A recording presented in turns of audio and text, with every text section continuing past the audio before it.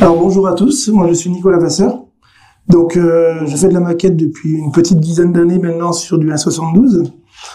1,72, pourquoi ce choix? Parce que pour plusieurs raisons. Pour la place, parce que quand j'ai débuté j'étais en appartement, donc c'est plus facile de prendre un char 1,72 qu'un 1,35. Au deuxième, les prix, c'est vrai que faut dire qu'un kit 72 reste moins cher qu'un kit 1,35. Et troisième, c'est que je suis un petit peu fainéant. Un 1,35, ça met beaucoup plus de temps à finir qu'un 1,72, donc voilà. Donc je me suis rabattu sur cette échelle-là et j'ai tout essayé au début, du 48, du 35, du 72, j'en ai fait un de chaque, et j'ai trouvé plus mon intérêt sur la 72. Qu'est-ce que je peux vous dire? Je ne fais que des véhicules sur plaquettes pour le moment. Du coup, c'est vrai que j'ai un style de peinture qui est très contrasté par rapport à ce qu'on pourrait dire une peinture de type réel. Je vais vous montrer ça, mais les techniques que je vais vous expliquer aujourd'hui peuvent être appliquées sur n'importe quel style de peinture de base, que ce soit une peinture flat, une peinture extrêmement contrastée ou non. Ce sera vraiment au goût. Comme je dis beaucoup, la maquette c'est un peu comme la cuisine. On vous propose une recette avec des ingrédients. Après, libre à vous de mettre plus d'ingrédients de l'un ou plus de l'autre, ou bien changer la recette selon votre goût. C'est vraiment une maquette que vous faites pour vous, pas pour les autres, pour votre plaisir personnel avant tout. Après, si ça plaît aux autres, c'est du plus. Mais il faut vraiment trouver d'abord son bonheur dans ce qu'on fait. Voilà. Donc, quand je vous dis que je suis fort contrasté, je peux vous montrer cet exemple-là, avec ce BTR. Donc la base est en acrylique. La couverture de base est en acrylique. Et donc là, je suis parti sur un effet plutôt zénital, avec des nuances très contrastées sur les différents panneaux au-dessus du blindé. Donc toutes les teintes de base ont été faites aux acryliques, que je vous montrerai après sur ce que je vous ai préparé aujourd'hui. Et tout le reste est nuancé par divers produits, que ce soit aux huiles, que ce soit avec des filtres. Toujours chercher en fait à faire en sorte que chaque panneau ait une teinte légèrement différente qu'un autre. Au final, quand on regarde de près, on voit vraiment que c'est que des verts différents. Mais une fois posé sur la table, on voit bien que le blindé est vert d'une manière assez unie, mais chaque élément attire l'œil d'une manière ou l'autre. C'est comme ça un petit peu que je prépare mes blindés. Et il y a différents types d'éclaircies possibles. Là, c'est complètement purement artistique, parce qu'il y a des éclaircies qui vont être plus tirées d'un côté et d'autres de l'autre. C'est en aucun cas réaliste, j'en suis conscient, mais c'est vraiment une manière de mettre en valeur les formes du blindé. C'est ce que je cherche vraiment à vraiment décomposer, faire ressortir tous les détails au maximum, toujours en nuançant, que ce soit par des nuances de couleur, des nuances d'éclaircie, d'assombrissement, mais aussi de matière avec tout ce qui est éraillure et poussière, boue. On expliquera ça plus tard. Après, il y a aussi une autre manière d'éclaircir. Là, c'est ce qu'on peut appeler, entre guillemets, une modulation inversée. Chaque éclaircie sont passées vers le bas des panneaux. Ça change complètement la forme du véhicule comme on peut l'avoir habituellement, je trouve. Et du coup, on va attaquer le blindé d'une manière différente, assez intéressante, je trouve, car c'est un peu un contre-pied de ce qu'on fait habituellement. Donc les ombres sont passées autrement, les éclaircies autrement. C'est, encore une fois, pas du tout réaliste, c'est plus un point de vue, si j'ose dire, un petit peu artistique, personnel. Et ça plaît ou ça plaît pas, moi ça, je me suis éclaté dessus, c'est le principal. Et voilà, c'est une approche différente. Peut-être que je referai un autre un jour de ce type-là, mais d'une approche différente. Et là, sur ce marque, il y a vraiment aucun jeu d'éclaircie qui a été fait. Alors très léger, mais ça a été très estompé par le weathering. Mais les techniques ont été listées les mêmes, et on peut voir que certains panneaux apparaissent un peu plus sombres que d'autres. C'est tout un travail fait avec des filtres, avec des huiles, que je vais vous expliquer dans l'heure et demie qui va suivre. Et les salissures vont venir apporter d'autres contrastes pour casser des symétries qu'on peut avoir avec des panneaux. Donc tout ça, c'est une approche que je vais essayer de vous expliquer au mieux. Et on va commencer maintenant. Voilà. Alors, j'ai préparé cette semaine plus ou moins le même char à différentes étapes. Donc, petit clin d'œil, mon premier véhicule était un T34, donc je me suis dit que je vais revenir sur un T34. Donc j'ai préparé le travail à l'aérographe chez moi car ça m'aurait demandé beaucoup plus de temps si j'avais fait ici. Mais en gros, pour arriver à cet effet-là, j'ai utilisé énormément de bandes cache, ou si vous voulez plus vite, vous pouvez utiliser le style une carte de visite ou autre, et vous venez cacher chaque panneau. Vous décachez chaque panneau pour venir poser votre teinte. Et si vous avez peur de propulser beaucoup trop de peinture, vous commencez à projeter la peinture sur votre carte et vous venez tout doucement abaisser sur votre panneau en appuyant légèrement sur la gâchette pour estomper tout doucement votre éclaircie et pour avoir ce dégradé plus ou moins prononcé. Là, il y a eu 4 couleurs qui ont été utilisées sur ce set-là. J'utilise beaucoup les produits tout faits. Pourquoi ? Parce que, comme je vous dis, avec mon quotidien, des fois, je peux avoir qu'une seule demi-heure à travailler chez moi le soir, des fois un peu plus. Donc, je ne suis pas sûr que l'étape que j'ai commencée, je veux réellement la finir ce jour même. Et pour être sûr d'avoir toujours la même teinte, je prends les produits sortis de commerce. Comme ça, alors ça a un inconvénient, c'est que vos véhicules vont plus ou moins avoir les mêmes teintes, mais vous êtes sûr d'avoir toujours la même teinte que la veille ou la même teinte le lendemain, et vous gagnez votre temps à prendre votre produit et tout de suite le travailler. Ici, pour la dilution, je suis parti sur une goutte de peinture pour 3 gouttes de diluant, donc à peu près 75%. Et je travaille avec une aiguille de 0,5, parce que j'avais que ça à ce moment-là. Et finalement, le taf, ça fait le taf quand même. Donc, prendre son temps, bien utiliser une carte pour bien délimiter les panneaux. Et quand les panneaux sont trop près comme ici, vous mettez une petite feuille de bande cache que vous rendez moins adhésif au début, et vous la posez, et puis vous venez faire votre éclaircie. Le jeu, donc, comme je vous expliquais, c'est de casser les contre-pieds, de prendre des contre-pieds sur les éclaircies. Là, on a 3 panneaux identiques, à plus ou moins, 2 identiques et un central. Et ben, j'ai joué sur des éclaircies opposées.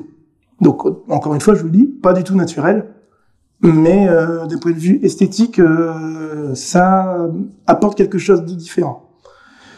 Et là, comme je vous l'ai dit, il n'y a que 4 couleurs d'utiliser. On peut des fois même en utiliser une 5e, un peu plus claire, si on veut encore forcer plus le contraste.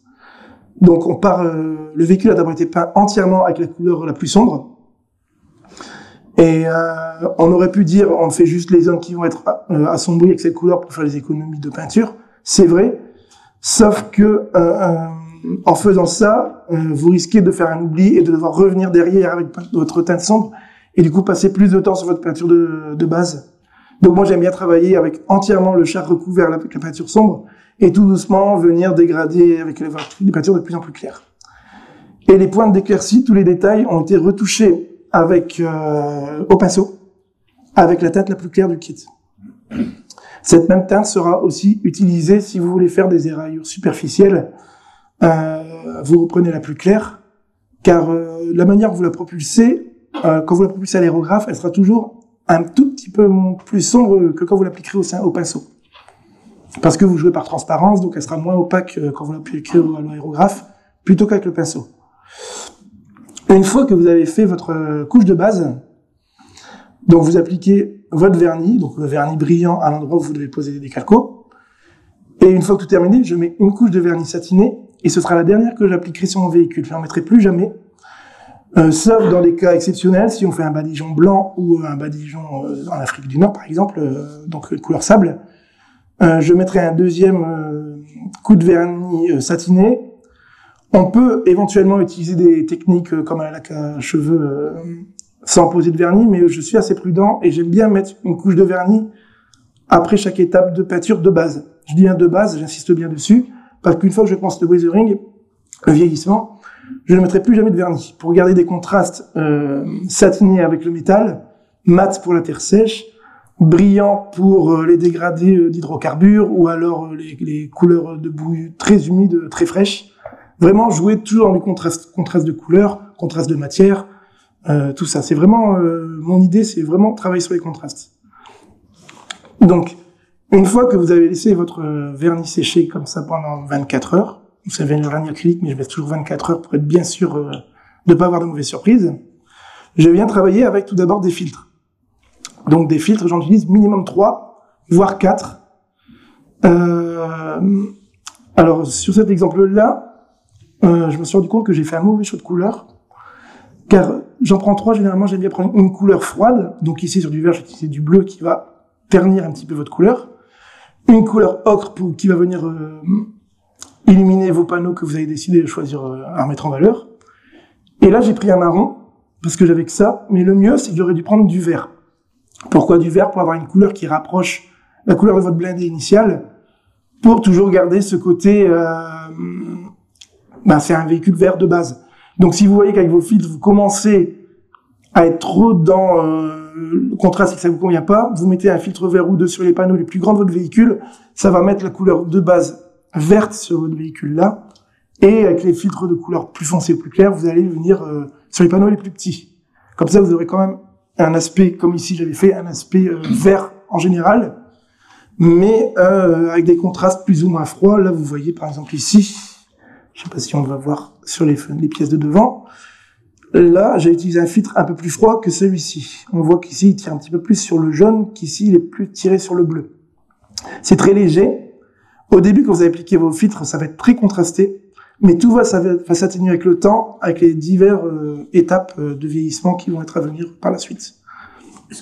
Oui. Les filtres, tu les appliques à l'aéro ou au pinceau? Au pinceau, je vais le faire ça maintenant. Voilà. Donc, les filtres, dans la figurine, on peut appeler ça un glacis, je crois, si je dis pas de bêtises. C'est juste une teinte, c'est une eau colorée, au final. Donc ça, c'est des produits enamel. Et donc, vous l'appliquez, vous choisissez les panneaux que vous voulez mettre en valeur et celui que vous ne voulez pas. Pour cela, je prends mon pinceau. Il doit être quelque part là. Il est là. Donc, un pinceau.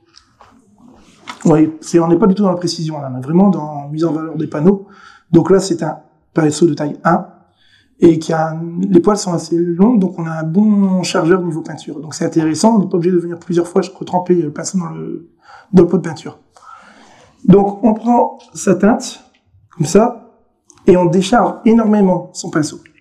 Donc vous voyez, je sais pas si tu vois ici, je viens décharger vraiment mon pinceau pour qu'il y ait quasiment plus rien quand je tamponne le sopalin, parce qu'on vient pas tremper la surface, il faut pas l'inonder, il faut garder un contrôle, on vient juste la colorer différemment. Donc si je prends par exemple ce glacis frontal, on vient comme ça de bas en haut, c'est vraiment très perceptible à l'œil nu au début, et on vient comme ça étaler son filtre tranquillement, en faisant bien attention. C'est pour ça que j'incite qu'il faut bien décharger son pinceau, à ce que le filtre ne vienne pas par capillarité dans vos creux, ou dans le bas de votre panneau par la gravité, parce que vous allez avoir des marques sinon, et ça sera pas très beau visuellement. Donc on vient comme ça tranquillement appliquer son filtre. Donc on peut venir, là j'ai peut-être même un peu trop déchargé, appliquer son filtre tranquillement comme ça, toujours dans le même sens. Si on déborde, c'est pas trop grave. Je sais qu'il y a beaucoup de personnes qui aiment bien utiliser le même filtre pour recouvrir tout le blindé. Ça se fait également si vous voulez faire une couleur un peu plus flat, donc moins contrastée comme moi j'aime bien faire. Ça fonctionne très bien. Il y en a qui aiment bien superposer aussi les filtres. Ça, je le fais pas. Parce que, à moins d'être sûr de son coup, d'être sûr du résultat qu'on obtiendra en superposant les filtres, donc pour ça, je pense qu'il faut faire des essais sur une pièce basique à côté, une carte plastique ou autre. On ne sait pas le rendu que ça va avoir. À moins d'être très fortiche sur les couleurs primaires, secondaires, tertiaires. Ça, je prends pas ce risque. Donc là, vous voyez, il y a quand même pas mal. Si jamais ça s'accumule, je viens prendre un peu de diluant enamel et je peux venir tirer la peinture comme ça sans problème. Ça met quand même relativement un peu de temps à sécher. Après tout, dépend aussi de la condition dans laquelle vous peignez, si c'est la pièce, s'il fait chaud, s'il fait froid, si votre produit est récent ou non, parce que ça joue aussi. Je vais vous expliquer pourquoi, parce que j'ai commandé des produits. Je me suis rendu compte qu'il y avait un produit, le packaging était encore ancien par rapport au nouveau packaging de cette marque. Et donc je me suis douté que les pigments auraient certainement commencé à sécher et à se déposer dans le flacon. Donc, si jamais vous allez directement chez votre fournisseur, un petit conseil, regardez bien l'étiquette du pot pour être sûr que vous n'avez pas un pot qui est dans le stock depuis un petit moment. C'est celui-ci, hein, vous voyez, il y a une différence d'étiquette. Donc, le filtre là, vous allez voir que quand je vais l'appliquer, il marque déjà un peu plus. Du coup, je vais l'utiliser sur des parties beaucoup plus petites, des petits détails à mettre en valeur. Et cette couleur, elle sera beaucoup plus... va flasher beaucoup plus. Donc là, c'est très discret, mais c'est là. Si jamais vous voulez encore plus contraster, vous pouvez repasser une deuxième couche, une troisième couche. Et c'est aussi comme ça que vous allez pouvoir différencier deux panneaux sur lesquels vous avez mis le même filtre.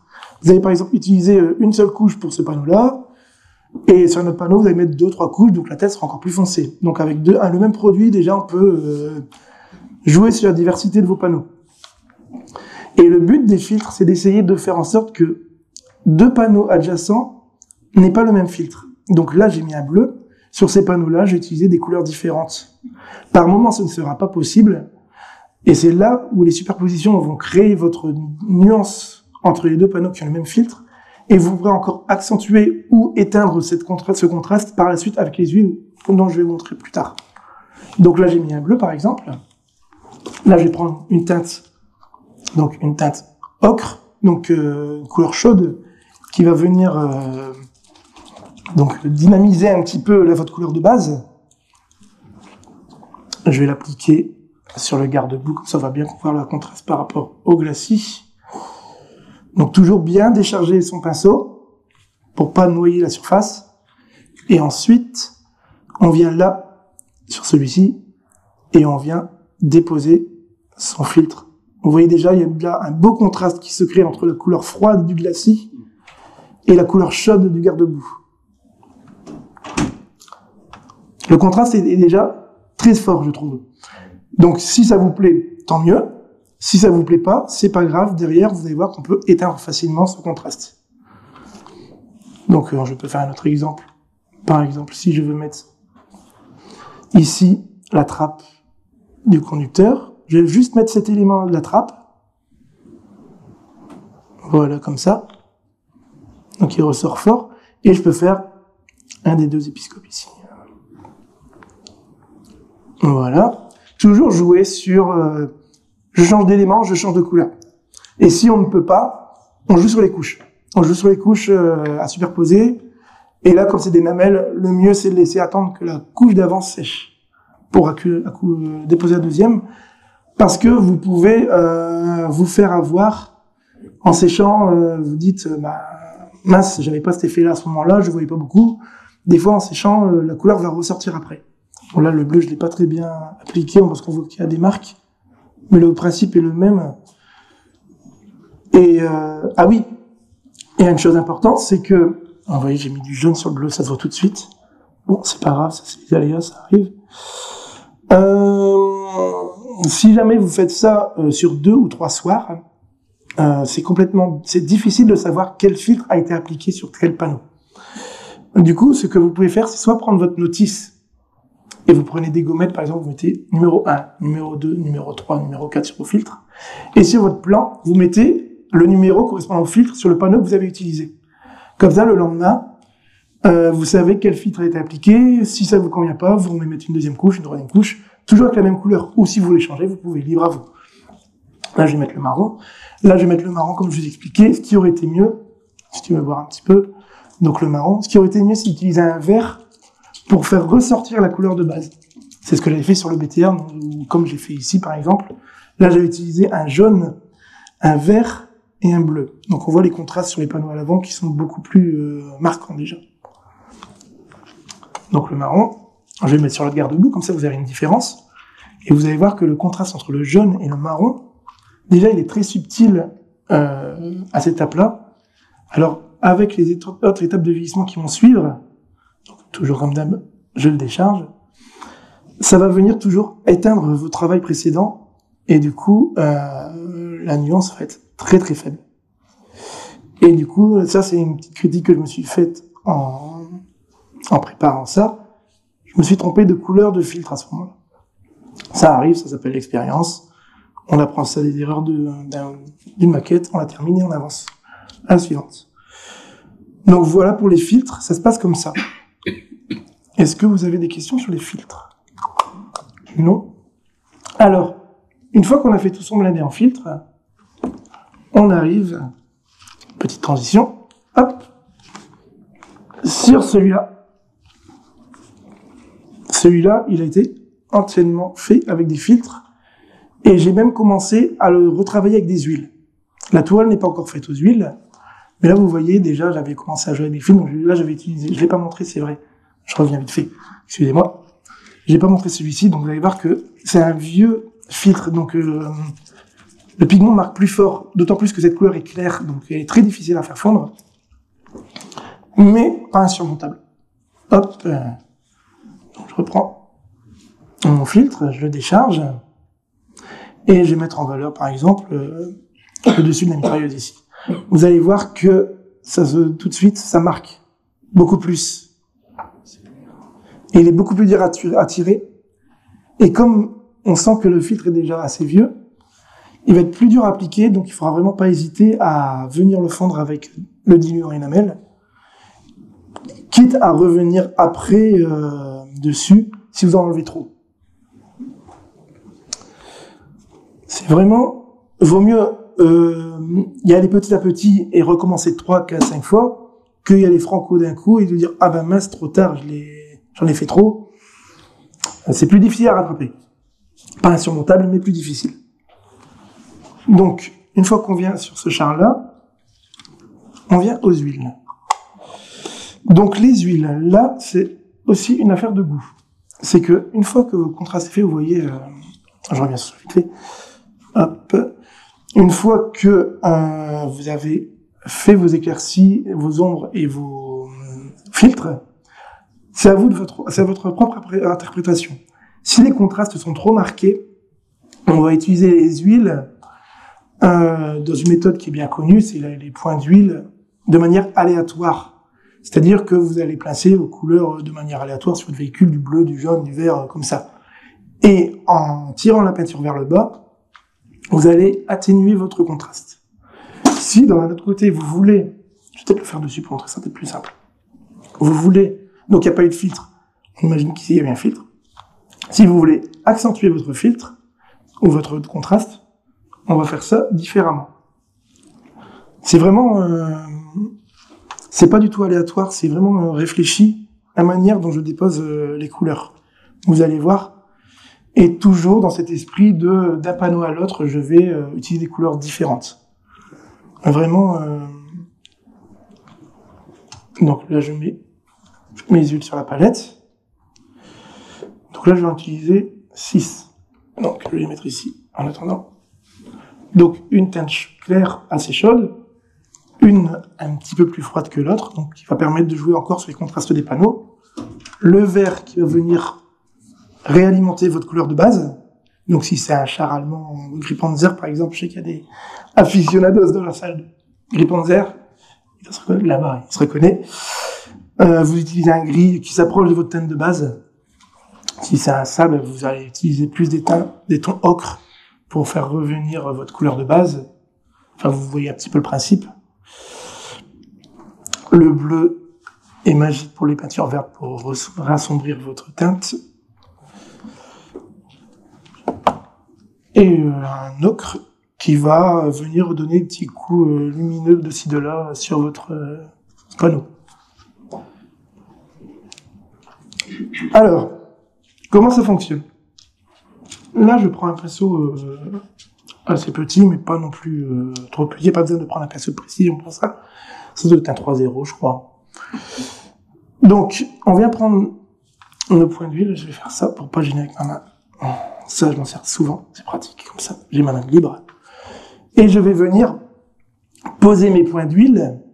Donc là, je pars dans le cas où je veux renforcer mon éclaircie.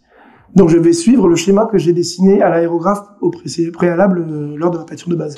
Je vais mettre mes teintes claires sur la zone claire, et au fur et à mesure, les couleurs vont commencer à se mélanger pour finir sur du bleu et du gris. Donc ça va encore beaucoup plus contraster votre panneau. Sachant qu'après, il y a d'autres étapes qui vont encore plus atténuer. Donc là, c'est pour renforcer encore vos éclaircies si votre teinte de base ne vous satisfait pas. Et d'un panneau à l'autre, je vais utiliser une teinte chaude ici et un peu moins chaude ici pour encore garder ce contraste que je cherche à mettre en place d'un panneau à l'autre. Toujours ça. Donc par exemple, là, je vais prendre du bœuf. Voilà. Et je vais venir... Donc je garde toujours un appui avec ma main pour rester le plus stable possible et éviter les tremblements qui sont aujourd'hui un petit peu plus importants. Je me demande pourquoi. Ceux-là ne me regardent pas. Et je vais venir placer... Oula, dis donc.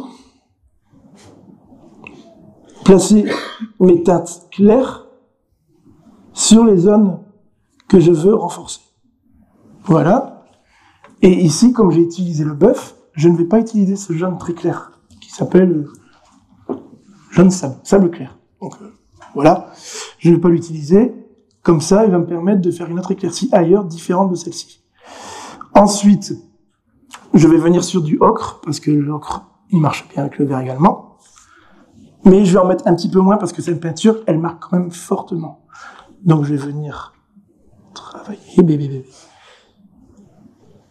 Hop, je vais en mettre un tout petit peu.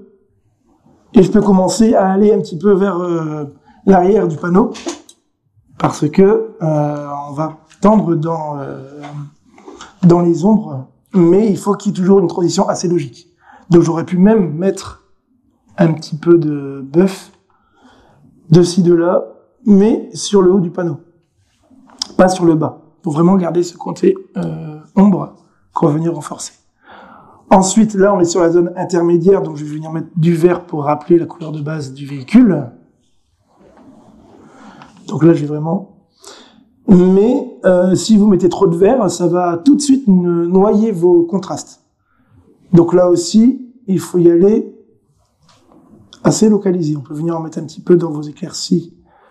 Et il peut servir d'ombre dans les zones d'éclaircies. Contrairement au bleu, qui aurait bien un contraste peut-être trop fort en dessous de l'éclaircie, et du coup... moins esthétique, on va dire. Et là, je reviens tout doucement commencer mes ombres avec du vert ici pour garder cette teinte. Là, je vais commencer à appliquer le bleu qui va venir refroidir mes ombres. On peut l'utiliser un petit peu à mi-chemin, mais toujours rester dans le bas du panneau à ce moment-là. Vraiment dans le bas du panneau, j'aime beaucoup, on verra bien.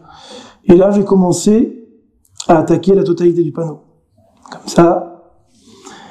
Et vers la fin, vu que j'ai un gris qui va vraiment venir ternir au maximum votre ombre, je vais les mettre seulement sur le haut du panneau, comme ça. Et le gris marron là, qui me reste, qui s'appelle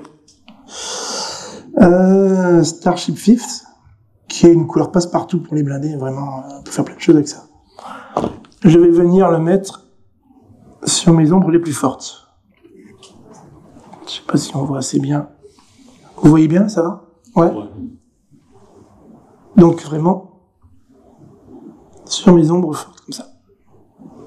Et un petit peu pour ramener le contraste, que le contraste soit plus doux. Quand je vais venir fondre mes huiles. Maintenant, je vais prendre un pinceau plat. Et ça, c'est une technique qui ressemble beaucoup aux huiles plus traditionnelles qu'on utilise à droite à gauche sur les peintures. Surtout les blindés, j'ai envie de dire. Et aussi sur d'autres maquettes, certainement. Je viens, encore une fois, tremper, mais pas noyer mon pinceau. Et là, donc je sais pas si on va voir comme ça, je peux tenir, ouais. Je ne vais pas attaquer tout le panneau tout de suite. Parce que si je fais ça à la suite, vous allez accumuler des peintures claires qui vous allez venir déposer sur les zones d'ombre. Et inversement, si vous revenez après avec les ombres, vous allez venir foncer vos zones claires. Et donc, tout le travail-là, il aurait été gâché inutilement, en fait. Donc, ce que je fais, c'est que je vais venir, on voit bien, faire un premier passage sur mes éclaircies, comme ça, tranquillement. Je viens essuyer, parce que vous voyez, il y a déjà du bleu qui se dépose. Si je reviens comme ça, le bleu va se mettre dans les éclaircies de base, et ça va venir contrer ce que vous voulez faire depuis le départ. Et je reviens, comme ça, tranquillement, renforcer mon éclaircie Généralement, 2 ou 3 passages, ça suffit. Hein. Vous voyez ici, il reste un petit peu de vert là. Le vert, je vais l'étaler comme ça pour vraiment contraster mon ombre. Et ensuite, on attaque le milieu du panneau. Donc le bleu, là, je peux commencer à l'estomper. Et je peux le garder ici, vu qu'on est sur la zone intermédiaire. Donc le vert va venir, comme vous voyez, rappeler la couleur de base, qui sera pas trop modifiée par votre bleu, mais qui va quand même s'assombrir. Et au plus on avance, et au plus votre ombre va se dessiner et se renforcer.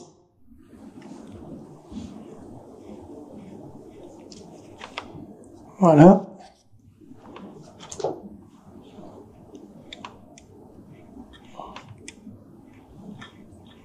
Comme ça. Voilà. Donc là, je sais pas si le rendu... Voilà, vous voyez. Je sais pas si vous voyez une différence par rapport à avant. Vous avez un premier effet de weathering, de vieillissement qui est créé par ce geste de haut en bas, qui veut créer un premier effet de coulée diverses, pardon. Et ça va en plus venir... Voilà, c'est la phobie. Vous allez venir renforcer votre éclaircie. Donc comparé à le panneau. C'est vrai que ça aussi, j'ai pas raconté au début comment j'analysais mon char. Avant, il y a quand même un gros travail en amont avant de lancer dans mes éclaircies sur les blindés. Je reviens vite fait au début, je suis désolé. Je peux rester facile 1 heure, 1 heure et demie devant sans commencer la peinture. Je vais étudier le char de tous les angles et je vais me dire comment je vais faire pour rendre le char attractif, pour avoir un effet différent à chaque fois d'un panneau à l'autre. Là, si je fais le tour de mon blindé, vous voyez qu'il y a un grand panneau bien vide ici. Donc, j'ai renforcé volontairement l'éclaircie pour avoir quelque chose de différent sur 2-3 cm, là. Et qui peut être ensuite renforcé par, là, on voit qu'il y a des petits, il peut y avoir des coulées de graisse qui peuvent se déposer, ou alors on peut renforcer avec une coulée de poussière qui va venir ici, que vous n'aurez pas de l'autre côté, parce qu'on doit toujours rester dans la symétrie. Ne pas faire le même effet identique d'un côté et de l'autre. Parce que de l'autre côté, si on regarde le char, là, il y a les lots de bord. Les lots de bord, quand vous allez travailler, ça va apporter une touche de couleur supplémentaire que vous n'aurez pas de l'autre côté. Donc, ça va déjà jouer sur la symétrie de votre blindé. Et du coup, là, mon éclaircie, elle sera peut-être moins contrastée parce que il y aura déjà des informations de données avec les lots de bord. Et vous pourrez jouer sur les nuances de bois d'un outil à l'autre. Et aussi d'usure. Donc voilà, donc je fais le tour comme ça, je regarde, je fais là, il y a des panneaux, donc moi je vais sur les panneaux.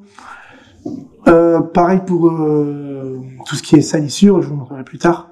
Enfin voilà, c'était une petite aparté, c'était comme ça que je réfléchissais sur comment amener mon blindé. Désolé pour ce petit retour en arrière. J'espère que ça va pas gêner dans la compréhension, je ne pense pas. Je gêne comme ça. Hop. N'hésitez pas, si jamais j'ai ma grosse main devant le blindé à me dire on ne voit rien. Je rectifierai le tir tout de suite. Donc voilà. Donc, je vais comme ça sur les panneaux. Je vais en montrer un deuxième vite fait. Ici, bon, il y a le filtre qui est en train de sécher en théorie. Mais bon, l'exemple va être bon parce que c'est 2 panneaux côte à côte. Et c'est dans le cas où si par exemple, vous aviez mis 2 fois le filtre côte à côte parce que, des fois, vous allez être bloqué par la morphologie du char, avec les panneaux, vous êtes retrouvés de manière à ce que vous ayez utilisé le même filtre côte à côte. On va jouer sur les huiles pour varier ça. Là, j'ai utilisé mon jaune qui était clair. Là, il y a 2 façons de faire. On peut jouer sur la symétrie sur un panneau. Je peux m'amuser à rassombrir mon éclaircie que je vais au préalable créer à l'aérographe et éclaircir ce côté-là beaucoup plus intensément.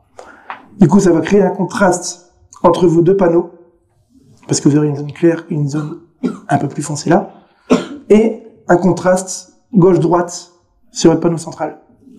Donc, si jamais on veut faire ça, on va pas utiliser une teinte sombre, parce que le contraste sera trop important. Je vais mettre du vert. Je vais reprendre la couleur de base pour venir contraster mon panneau, tout simplement. Et comme j'ai utilisé du vert pour renforcer une éclaircie, je vais tout de suite attaquer sur des couleurs plus sombres en dessous pour rendre ce côté de panneau plus sombre. Donc on passe sur le bleu, voilà, et au fur et à mesure on descend, on va varier, on va tendre sur le gris. Voilà, ça va comme ça, ouais. Donc le gris, avec parcimonie, parce qu'il a tendance à éteindre facilement votre couleur. Donc vraiment dans le bas de caisse. Dans le bas de caisse, et l'avantage de mettre une couleur sombre, très sombre, vous pourrez aussi après jouer sur des contrastes de terre, terre claire, terre sèche, qui peut être très intéressant avec votre couleur sombre du blindé. Et de l'autre côté, je vais prendre ma teinte plus chaude, que je vais appliquer sur le haut du panneau. Là. Comme ça. Du coup, l'ombre là va être moins forte que celle-ci. Donc je vais passer sur du ocre. On va mettre un peu d'ocre. Comme ça. Et on va mettre quand même pas mal de vert, parce que c'est quand même des couleurs qui pètent pas mal. Qui flashent pas mal. Donc on va faire en sorte à faire revenir notre couleur de base avec ce vert. On vient mettre après un peu partout sur le blindé. Et après, on va essayer de jouer sur, comme sur le côté, ce petit côté de transition. Donc on une teinte chaude vers une teinte intermédiaire. On va utiliser les mêmes teintes, mais dispatcher plus ou moins aléatoirement pour faire cette transition vers la luminosité, j'ai envie de dire, extrême de ce panneau-là. Et toujours un petit peu comme ça. Et en dessous, on redescend, vu que c'est un intermédiaire, on revient comme sur le côté, on fait un petit dégradé avec ocre, puis bleu, puis gris, plus ou moins comme vous le souhaitez, en fait. C'est une affaire de goût à chaque fois, ce que j'ai expliqué au début. Tout dépend. J'ai un petit peu attaqué. Voilà. Et aussi, très important, toujours commencer par fondre sa couleur claire. C'est plus facile à rattraper une éclaircie qu'une ombre. Donc, si vous commencez par travailler votre ombre et vous oubliez de rincer votre pinceau et vous mettez une ombre sur votre éclaircie, c'est plus difficile à avoir une ombre qu'une éclaircie. Alors, on est parti. Donc, toujours de haut en bas. Est-ce que si je me mets comme ça, non, ça va pas le faire. Voilà. Et on vient tirer cette peinture. Tranquillement. Et à chaque fois, je viens essuyer mon pinceau toujours. Et l'avantage de faire ça, c'est qu'au fur et à mesure de votre séance, vous allez avoir une auréole de diluant qui va se former, qui sera largement suffisant en appuyant le pinceau pour l'humidifier comme il faut et tirer votre peinture sans la noyer.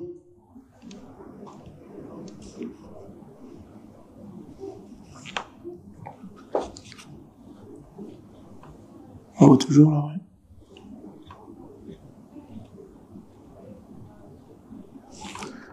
Donc là, ça va venir renforcer. Et après, toujours, c'est une affaire de goût. Si jamais l'éclaircie n'est pas assez prononcée, vous revenez avec vos éclaircies. Si c'est trop, vous inquiétez pas, il y a d'autres étapes qui vont arriver, ça va atténuer. Il faut vraiment pas avoir peur de venir sur quelque chose de très contrasté au début. Parce qu'il y a une étape qui, à la fin, vous allez voir juste après, qui va, pas juste après là, mais un peu plus tard, qui va bien ternir tout ça. Et on est sur les 1,72, donc faut vraiment pas hésiter, si vous voulez que votre véhicule ressorte bien de votre vitrine, ou sur une table d'expo ou de concours, par exemple, à faire de gros contrastes. C'est ce qui va venir faire ressortir votre pièce, je pense. En revanche, il faut le reconnaître, c'est que des éclaircies, comme j'ai montré tout à l'heure, de manière un petit peu aléatoire, pour mettre en valeur le char, ne seraient pas adaptés sur un diorama, parce que ce serait pas logique. Généralement, le diorama, vous mettez soit une couleur zénitale, une éclaircie zénitale, ou bien une couleur un peu plus réaliste.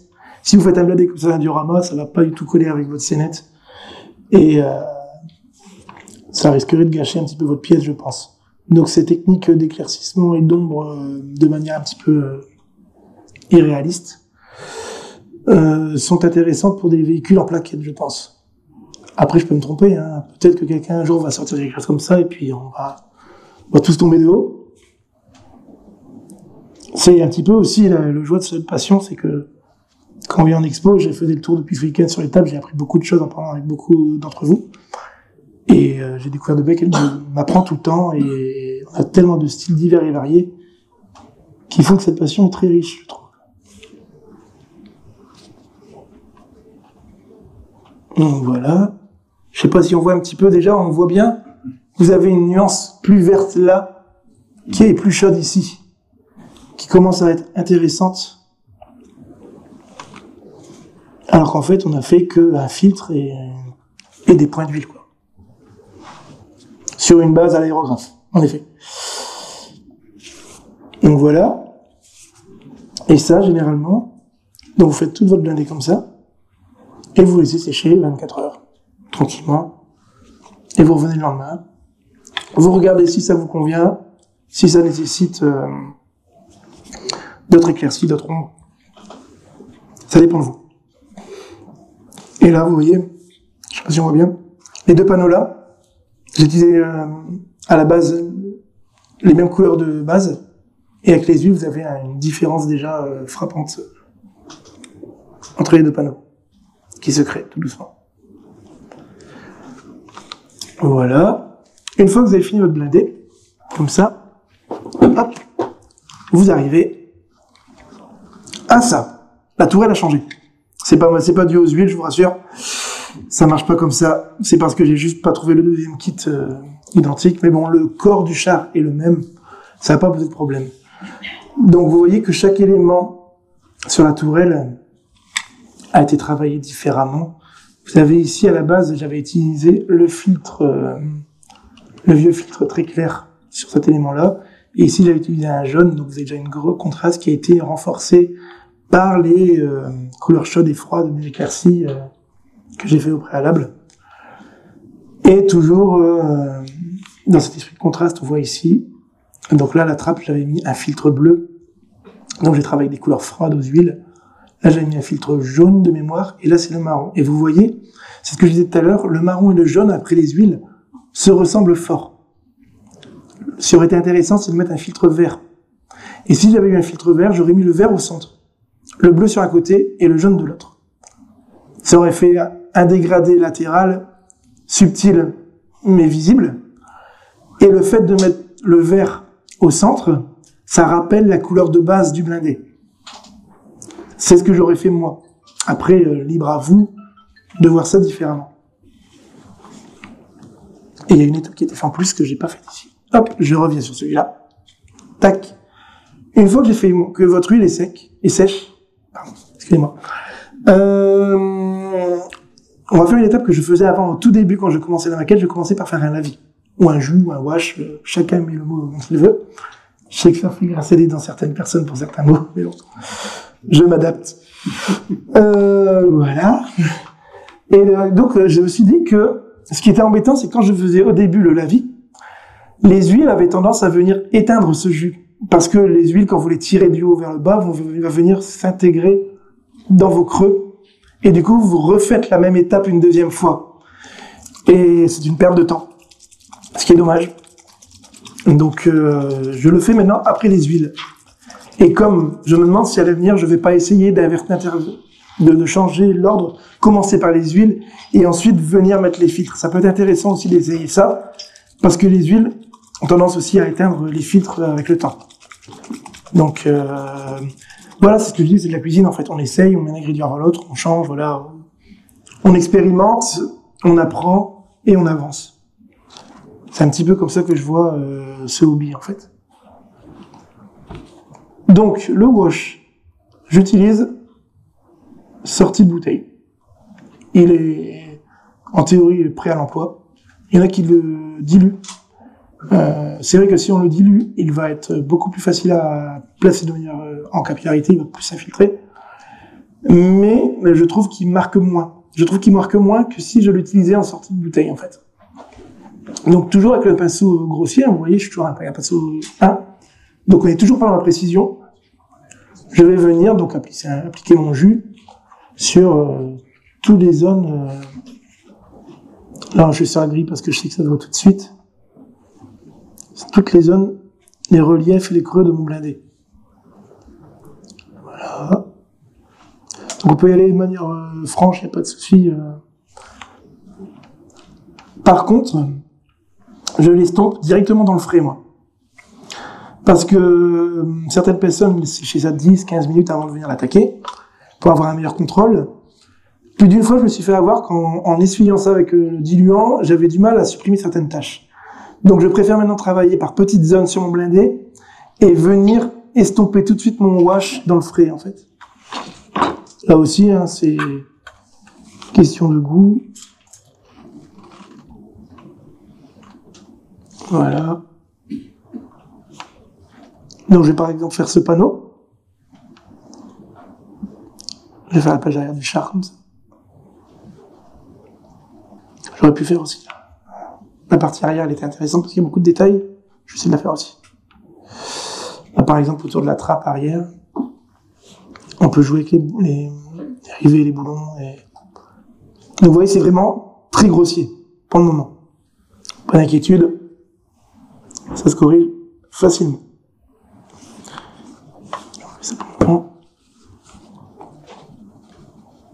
Hop. Donc voilà. On va venir faire ces éléments là pour qu'ils ressortent un petit peu. Vous pouvez déborder, il n'y a vraiment aucun problème sur ça. C'est une peinture qui se nettoie assez facilement quand on la travaille juste après. Il n'y a vraiment pas de problème. Pour le moment ça va, je suis clair, il n'y a pas de souci? Pas de questions?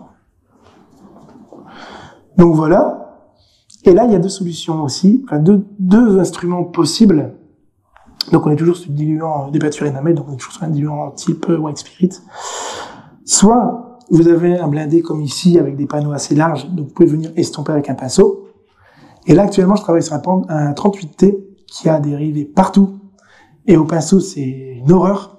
Et il y a un petit truc qui est fait, qui est vendu je pense par Tamiya, si je dis pas de bêtises. C'est ça. Ça ressemble à un coton-tige. Hop. Ça ressemble à un coton-tige. Sauf que c'est un peu plus pointu. Et c'est pas pelucheux. C'est beaucoup plus solide. Et l'avantage, c'est quand vous avez beaucoup de rivets, eh ben, ça va venir enlever le surplus sans venir trop près du rivet et vous allez garder votre ombre proche de votre rivet. L'inconvénient, c'est qu'au fur et à mesure de faire votre maquette, ça va s'imbiber de votre wash. Et du coup, vous allez en consommer quand même pas mal. Je peux vous en faire passer un si vous voulez voir, si ça vous intéresse. Vous allez voir que c'est vraiment différent d'un coton-tige. Donc vous n'avez pas ce côté pelucheux qui va venir déposer des fibres, comme sur un coton-tige classique. Je sais plus combien ça coûte. C'était pas. Vous avez un bon petit paquet pour peut-être 4-5 euros, je sais plus. Ça fait manger d'acheter. Et donc vous trempez votre diluant et vous venez tranquillement comme ça, frotter sans réfléchir, vous voyez que ça va garder le surplus autour de vos rivets, tout en élevant le plus gros. Donc ça, c'est une technique qui est intéressante pour les blindés qui ont énormément de volume, mais vous voyez que, je sais pas si on voit, ça absorbe énormément, et du coup, vous être amené à changer régulièrement de tige, en fait. Tu peux pas les nettoyer, genre? On peut essayer, mais au bout d'un moment, ça va être saturé. Au bout d'un moment, ça va être saturé. Vous pouvez le tremper autant que tu veux, tu peux le faire, tu vois, ça s'estompe un petit peu. Mais au fur et à mesure que tu vas faire ton blindé, tu verras qu'il va se gorger de wash, et ça va être de plus en plus compliqué. Mais quand ça ne tienne, tu prends l'autre bout, t'en prends un autre, et c'est reparti, quoi. Et tu le trempes tout de suite, tu l'utilises pas sec? Non, j'utilise du diluant pour justement aider à tirer la peinture en surplus. Mais toujours, je ne moque pas, quoi. Je le trempe, je viens l'essorer un petit peu sur mon essuie-tout, et je viens comme ça retirer tranquillement mon surplus. Et l'avantage, c'est que comme c'est la forme de cette tige qui permet de ne pas venir trop près de votre relief. Voilà. Ça met un petit peu plus de temps peut-être qu'un pinceau, parce que c'est quelque chose qui est plus dur qu'un pinceau, donc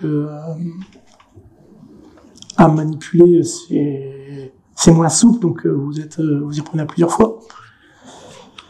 Mais quand votre véhicule a beaucoup de relief, c'est vraiment très appréciable. Je vous dis, sur le 38T, ça m'a bien sauvé la mise. Ça m'a bien sauvé la mise, parce que... Et en revanche, si vous utilisez un pinceau, là, on va prendre un pinceau déjà un petit peu plus précis que taille 1. Je l'ai mis où? Je vais prendre celui-ci. Donc au pinceau, c'est pareil, vous venez tremper votre pinceau, vous essorez le surplus, et on y va comme ça tranquillement sur le panneau ici, et on vient s'approcher au fur et à mesure, retirer le surplus. Vous voyez déjà, ça prend déjà un petit peu du mal à... Commence à avoir des... J'ai entendu tout à l'heure le mot, j'ai trouvé ça marrant, sur des mots d'hier sur l'avion, un fantôme, ça m'a fait sourire, parce que c'est un petit peu vrai, ça laisse un fantôme sur votre blindé. Bon, l'avantage du blindé comparé à l'avion, c'est qu'après on peut plus ou moins le cacher avec des salissures, mais l'inconvénient de laisser un fantôme qui n'est pas voulu, c'est que vous perdez un petit peu ce contrôle sur le rendu que vous voulez avoir au départ. C'est rattrapable, mais c'est pas contrôlé malheureusement. Après ça, les autres personnes ne le savent pas forcément, mais me connaissant, moi je vais tiquer dessus un petit moment. Donc voilà, au pinceau ça va plus vite, mais l'inconvénient c'est que vous pouvez aussi très facilement retirer le surplus dans les creux ou trous dérivés. Mais c'est pas grave, parce que une fois sec, vous revenez faire votre lavis, et ça reprend, c'est ce que je disais depuis tout à l'heure, vaut mieux y aller petit à petit et s'y reprendre à plusieurs fois, que vouloir aller trop vite et faire quelque chose d'irrattrapable après. Bon, des fois, je prends tellement mon temps que je peux mettre 3 mois pour faire une maquette. C'est autre chose, alors c'est bien 72. Donc, voilà. Du 72. Voilà, c'est pour ça que je suis du 72 et pas du 35 en partie. Mais en préparant ça aujourd'hui, je me suis rendu compte que je peux travailler plus vite. Donc, bah, ça m'a mis un petit peu dans tous les états quand même quelques jours avant, donc ça n'a apporté pas que du positif, on va dire. J'étais pas rassuré, je l'avoue, encore hier et encore ce matin. Au final, non, je stressais pas, j'appréhendais, c'est pas pareil. C'est pas pareil. Moi aussi, c'est pareil. Donc voilà, vous voyez un petit peu le principe. Voilà, Ça peut aussi bien marcher avec le tamis à panel. alors, je n'ai jamais utilisé. C'est quoi? C'est de l'acrylique? C'est des enamels? C'est un peu le même genre. C'est le même système. Alors, si c'est des enamels, c'est exactement le même système. Ouais. Moi, j'ai jamais utilisé ces peintures Tamiya. Je sais que maintenant, il existe aussi des wash acryliques. Ouais. J'ai pas essayé. Personnellement, j'essaierai pas parce que c'est quand même une étape assez délicate qui nécessite quand même un petit peu de temps pour pouvoir retravailler derrière. Je testerai pas. Après, peut-être que ça fonctionnait. J'étais aussi assez sceptique pour les produits de poussière. J'utilisais que de l'enamel jusque-là. Et là, vous allez voir qu'après, j'ai utilisé de l'acrylique. Et j'étais agréablement surpris de ce produit. Avec beaucoup de traces fantômes. Là, on en voit beaucoup, là. L'acrylique, ouais. Beaucoup de traces fantômes. Bon, bah, raison de plus pour ne pas utiliser ça. Donc, les acryliques, l'une sur l'autre, le fantôme peut évoluer différemment. Bon, bah, ça répond à mes questions. Je me dis, oui. C'est très pratique. C'est très rapide. Alors, c'est ça, l'acrylique, l'avantage, c'est que c'est rapide. L'inconvénient, c'est que c'est rapide. Voilà. Donc, c'est un avantage qui peut vite se transformer en inconvénient. Un avantage peut vite se transformer en inconvénient. Enfin, vous voyez un petit peu le principe. Je sais pas, il me reste combien de temps, là, déjà? 30 minutes. Ah ouais? Ok. Donc, le wash, vous avez compris le principe. Ok. Maintenant, on va finir les touches finales. Non, je rigole. Quand vous avez fini votre wash, donc vous arrivez là, vous avez vos zones en creux qui ressortent. Et là, vous allez pouvoir atténuer votre teinte, vos éclaircies, vos ombres avec un produit dit streaking. Donc, pour venir faire encore découler.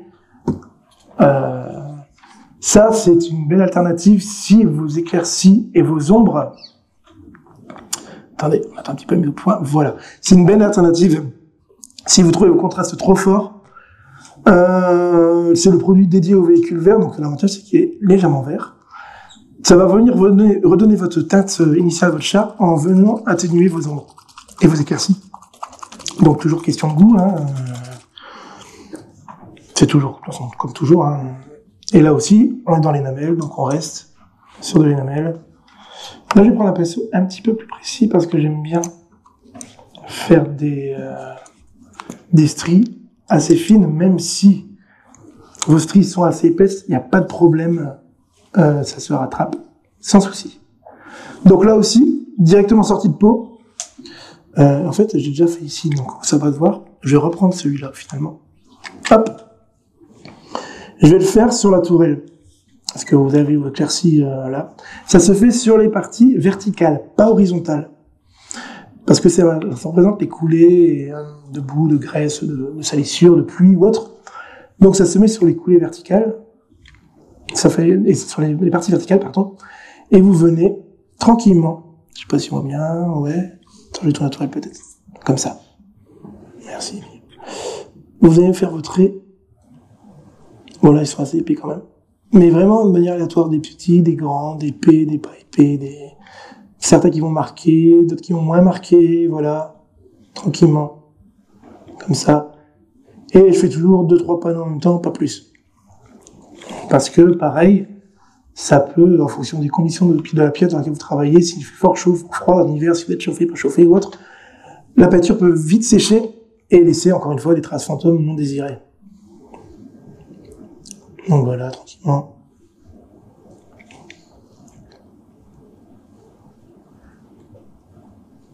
Vous venez faire ça. Et après, donc il y en a qui conseillent de laisser sécher un petit peu. Moi, toujours dans le frais, je travaille toujours dans le frais, quitte à revenir après, refaire un deuxième passage, un troisième passage. Je préfère y aller tout doucement, parce que pour l'échelle, une erreur est vite arrivée et impardonnable, parce que c'est quand même assez petit, il faut dire ce qui est. Donc vous allez venir, là aussi, on va pas essayer de fondre votre trait de peinture en une seule fois. On va faire un premier passage tranquillement, hop, comme ça, pour amorcer l'estompe, si je peux dire, le fondu. Voilà. Je viens frotter mon pinceau, je le retrempe pas, parce qu'il est encore humide, il n'y a pas de souci. Je vais juste enlever le surplus, et je reviens tranquillement travailler comme ça.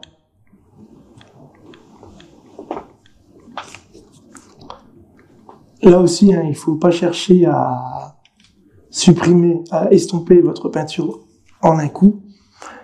C'est pas forcément ce qu'il y a de mieux, parce que là, vous voyez progressivement comment ça arrive. Et si jamais l'effet vous plaît, vous pouvez vous arrêter là. Si vous avez trop forcé et de l'autre côté, fait, ah, c'était mieux comme ça, vous repassez une deuxième fois derrière. Ça se rattrape toujours, hein, sans problème. Mais c'est toujours une petite perte de temps, quoi. Il bouge. Hop. As-tu quelquefois essayé de passer ton trait du bas vers le haut plutôt que du haut vers le bas? Alors ça, je le fais pour les poussières. Pour les poussières. Ça, je le fais pour les poussières. Parce que là, on est sur des coulées provoquées par les intempéries. Donc ça descend du haut vers le bas. Les poussières, vous me direz, c'est pareil. Mais la poussière vient s'accumuler en bas de votre panneau. Du coup, je pars du bas vers le haut. Et généralement, je ne sais pas si on aura le temps de le faire ici, je viens d'abord créer mon amas de poussière dans le bas du panneau, et 24 heures après une fois que c'est sèche, je viens faire mon streaking, le tirer, ou même tirer depuis la peinture à l'huile tout doucement avec un pinceau fin. Mais là, c'est déjà un petit peu plus contrôlé comme mouvement. On verra si j'ai le temps après d'en faire un. J'ai prévu de montrer comment on fait le bas de caisse et les chenilles. Si j'ai le temps, j'y crois pas trop. Je vais montrer une poussière sur un flanc du char. Mais ça risque d'être difficile avec le timing qui nous reste. Mais on peut en discuter après sans problème. Dans 2 ans. Oui, quand on se recroise en expo, ou même après, on est l'après-midi, il n'y a pas de problème. Je suis pas du tout avare de discussions de ce genre, au contraire. Comme j'ai dit, on apprend beaucoup des autres, j'ai encore beaucoup appris cette semaine, ce week-end. Et si je peux partager mes petits conseils, c'est toujours plaisir. Et c'est ça qui crée des contacts aussi, et des amitiés. avoir des traits extrêmement fins, tu peux utiliser, c'est un liner, c'est-à-dire un pinceau à 0 en poil de 2 cm. Exact. Quelque chose d'hyper fin par rapport à ce que tu penses. Exact. Mais en temps normal, j'arrive à avoir quelque chose d'assez fin. Là, on est plus dans le cas de la démo. Donc, j'essaie d'expliquer comment je fais ça. Mais généralement, j'y vais vraiment doucement. Je bloque bien mon poignet. Je peux pas le faire ici parce que sinon, vous verrez pas l'écran. Je suis vraiment limite à quelques centimètres de mon char et j'y vais tout doucement. Je mets plus de temps, quoi. D'où les délais pour sortir une pièce. Donc voilà, vous voyez un petit peu l'esprit. Donc c'est encore une fois discret, mais ça va venir créer... c'est ça qui va venir uniformiser vos éclaircies et vos ombres que vous aurez créées auparavant. Parce que les contrastes sont des fois très marqués, et ça, quand vous allez utiliser le même produit tout partout, ça va atténuer et homogénéiser votre contraste que vous avez créé avant. Obligé de pas créer une couleur d'eau. Là, c'est vraiment, c'est ça. Ça va créer un premier travail pour vos coulures après. Vous allez voir quand même que vous avez quand même des petits stries qui se forment. Donc, c'est perceptible à l'œil, mais elles sont présentes. Mais c'est vraiment aussi pour homogénéiser votre travail. Cette étape peut être switchée si vous voulez garder quelque chose de très contrasté. Moi, j'aime bien, à la fin, uniformiser le tout. Parce qu'il faut quand même rester, on est sur un char unique, il faut rester, il faut qu'il y ait une petite cohérence qui rejoigne tout ce que vous avez fait avant, quoi. Et là, une fois que vous avez fini votre étape là, l'avantage, c'est que vous n'êtes pas obligé d'attendre le temps de séchage. On va passer sur le shipping. Donc, les éraillures. Les éraillures, je les fais après tout ça. C'est pas logique, vous me direz, les éraillures, les coulées passent dessus. Mais à l'échelle, si vous les faites avant, il se pourrait que tout le travail que vous avez passé devant va être fortement atténué. Alors que si vous venez maintenant, déjà l'avantage, là, la surface de votre maquette est grasse, parce qu'on est sur un produit énamel, vous allez venir avec un produit acrylique, et vous allez voir que l'appliquer sera beaucoup plus simple, parce que une phase aqueuse et une phase huileuse ne se mélangent pas, donc la peinture n'aura pas tendance à s'échapper quand vous allez travailler. Et donc là, il y a plusieurs méthodes. Donc là encore, il y a une première méthode qui est utilisée par beaucoup de personnes qui est rapide, c'est avec une éponge. Je pense que vous connaissez tous plus ou moins ça. Je l'utilise très peu. J'utilise sur les surfaces que je veux érailler énormément, notamment les garde-boue, quelques plaques que je viens masquer avec de la bande cache. Pourquoi ? Parce que l'inconvénient, c'est que vous avez très vite fait de noyer votre surface avec les éraillures. Et pour le rattraper, bonjour. Parce que là, on est sur l'acrylique, qui est assez marqué. Je vais quand même le faire. Je vais faire sur un garde-boue. Et cette phase-là, elle dure beaucoup de temps. Et je déconseille aussi de le faire en une seule phase. Donc, l'éponge, classique. Vous voyez, c'est un morceau que je vais arracher. Je vais arracher un petit bout. Et je vais venir la tailler. Parce que là, c'est trop, plus ou moins, si vous prenez un bord, il va être trop franc, trop droit, ça va pas le faire, donc je vais venir, comme ça, tailler ma mousse, là, en irrégulière. Voilà. Je viens ensuite, je prends avec mes Bruxelles, si elle veut bien, elle se sauve. Voilà, donc, je prends ma couleur au shipping, j'ai pris un marron, c'est un teint de shipping de chez Aka, donc qui est aussi un teint de chocolat. Je pense qu'à l'avenir, j'en prendrai une teinte peut-être un peu plus foncée, parce que j'aime bien que les éraillures soient un peu plus foncées. Vous allez voir, ça va vite ressortir, mais ça fait le taf, tout à fait. Donc je viens tapoter pour enlever le surplus, et si je fais mon garde-boue ici, je sais pas si on voit, ouais, je vais venir sur le bas, comme ça, tapoter. Je vais essayer de faire ça, excuse-moi. Est-ce que tu vois comme ça? On est là. Donc je vais venir comme ça tout doucement, ça va faire vraiment des micro-éraillures. C'est exactement ce que je recherche. Je veux pas que ça marque trop. Ça va venir dessiner un petit peu la surface. On voit l'arête qui devient un peu plus marron. C'est très intéressant, ça, je trouve. C'est aussi un avantage de l'éponge. Je sais que ça va venir sur les reliefs. Et ensuite, je vais venir affiner tout ça au pinceau. problème de tenue de la peinture acrylique sur la base aqueuse. Non. Une base aqueuse sur la base grasse. Non, parce que après, je laisse sécher ça tranquillement, une petite journée, vu qu'on a une surface grasse qui va devoir sécher 24 heures. Ça pose pas de problème du tout. Ça a même un avantage, comme je dis, de pouvoir moins se disperser sur l'huile. Et une fois que, oula, j'ai failli mettre le mauvais diluant. Tac, tac, tac, il est où? Il est là. Hop, on va pas se tromper. Ouais, donc j'ai pas de problème. Et après cette étape-là, je vais laisser passer 24 heures. Donc ça va avoir le temps de sécher, je toucherai pas. Il y a vraiment aucun souci là-dessus. Donc je viens prendre ma peinture acrylique ici. Et là, on va s'amuser. Parce que là, on rentre dans la précision. Et je garde toujours 2 alvéoles d'eau. Donc une qui va servir à nettoyer mon pinceau. Et l'autre à le recharger si besoin. Et je garde un pinceau de secours. Parce qu'on a vite fait une erreur. Et ça, faut le corriger très rapidement. Parce que l'acrylique, ça pardonne pas. Donc je vais faire ça, pour. Voilà. Et là, on va bien venir bloquer sa main.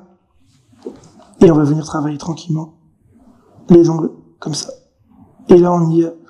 Faut vraiment pas faire du picking comme ça, des points, parce que c'est pas ça qu'il faut faire, c'est vraiment essayer de dessiner des petites formes très légères pour essayer de rejoindre. Voilà, là. Vous voyez le temps que ça met pour faire rien qu'un garde-boue. C'est la micro-peinture. Voilà, là, on s'amuse. Là, on s'amuse. Et si j'avais fait ça avant l'étape que je vous ai montré précédemment, la plupart des dérailleurs, vous les aurez pas vus. Voilà. Donc, c'est vraiment le but. Et un truc qui est intéressant aussi, c'est qu'avec ces déraillures, on pourra aussi jouer sur la symétrie du char. Si je prends un exemple d'une voiture classique de nos jours, une 5 portes, le nombre de fois où vous allez ouvrir les portières va être différent. La portière qui va s'ouvrir le plus, ce sera la portière du conducteur, logiquement. Après, si vous avez un passager, il va se mettre ça à l'avant sur votre droite. Et les passagers arrière vont monter une fois par la gauche, une fois par la droite. C'est complètement aléatoire. C'est pareil pour les dégâts sur les chars. Si vous faites beaucoup d'éraillures ici, par exemple, ne cherchez pas à faire la même chose en face. Vous gardez ce contraste de dégâts aléatoires. On va vraiment... Là, par exemple, si je charge énormément celui-ci, je sais pas si on voit bien, ouais, on voit. Je vais charger, par exemple, on va faire une asymétrie sur le garde-boue lui-même et une asymétrie entre les deux garde-boue. Et ça peut être pareil entre différents panneaux, au niveau de la tourelle, tout ça, toujours jouer. Et si jamais vous vouliez faire des éraillures superficielles, j'aurais utilisé la teinte la plus claire que j'ai utilisée lors de ma mise en peinture à l'aérographe. Parce qu'une fois appliqué au pinceau, et en plus il y a déjà eu beaucoup d'étapes de vieillissement qui ont été faites avant, donc votre peinture de base appliquée à l'aérographe est déjà plus foncée qu'à la base. Donc si vous reprenez la même teinte, elle va ressortir plus claire que votre peinture de base, et du coup c'est comme ça que vous allez pouvoir faire vos éraillures superficielles. Après, c'est double travail, forcément, parce qu'il faut les superficielles et après les plus profondes. Donc voilà, on s'amuse comme ça. Et on peut même s'amuser à faire quelques griffes, par exemple, qui passent. Il y a une branche d'arbre qui passe, j'en sais rien. On va essayer, malgré le tremblement, de faire. Arrête de picoler. Je viens du Nord. Non, je sais pas si je vais y arriver. Tac. Non, il va pas vouloir. Normalement, avec un pinceau, là, je suis avec un 4-0, donc 4-0, c'est idéal. Vous pouvez venir faire des... Tac. Là, un peu trop épais, petite erreur. Pinceau de secours.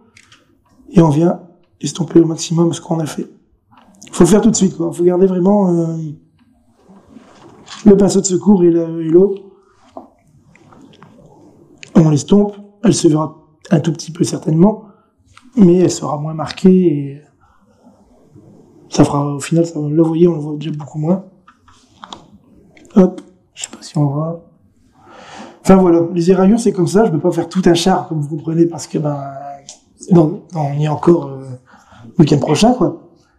Et donc, si je viens faire ici, je sais pas si tu as un exemple. Ah bah si, j'en ai un, je suis bête.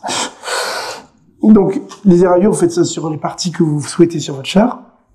Et ensuite, vous arrivez sur ce petit-là, où j'ai fait un garde-boue plus marqué que l'autre. On va attendre un petit peu la mise au point. Attends, je vais redresser parce qu'on voit pas beaucoup.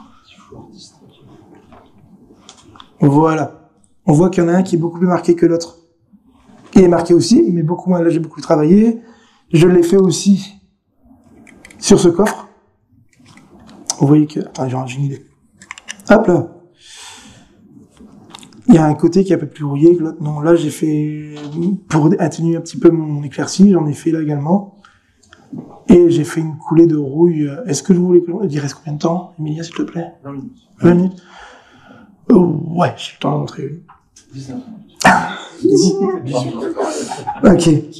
C'est 2 minutes ou... Est-ce que j'en trouve une quelque part?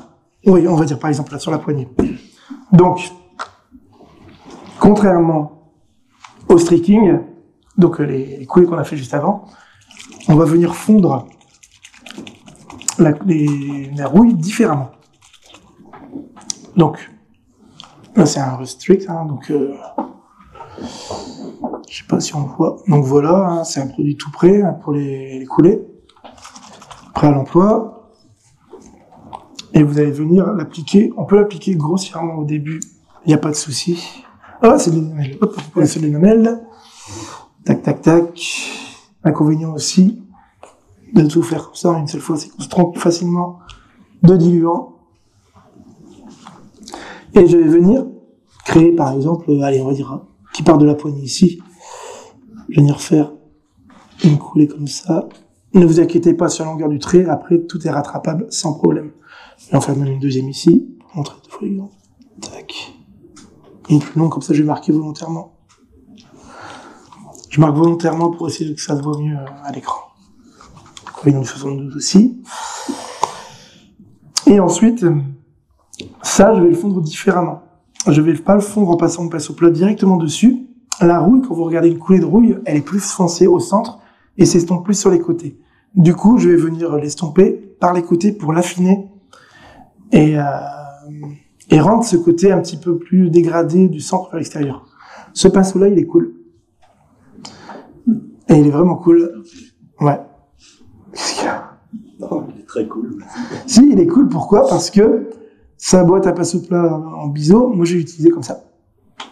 Verticalement. Voilà. Et je vais venir, mais juste avec la pointe même. Comme ça. Je vais devoir venir comme ça de ce côté. Partir sans être au contact de la rouille, du trait que vous avez fait. Et venir tout doucement vous approcher. Hop. Pour affiner comme ça. Ensuite, on va, pour plus de facilité, retourner le blindé. Est-ce qu'on voit bien ? Ouais. Ouais. Voilà. Merci. Et on vient de l'autre côté, pareil, on part de l'extérieur et on revient vers le centre. Tout doucement et on affine au fur et à mesure. Comme ça, on peut revenir de l'autre côté.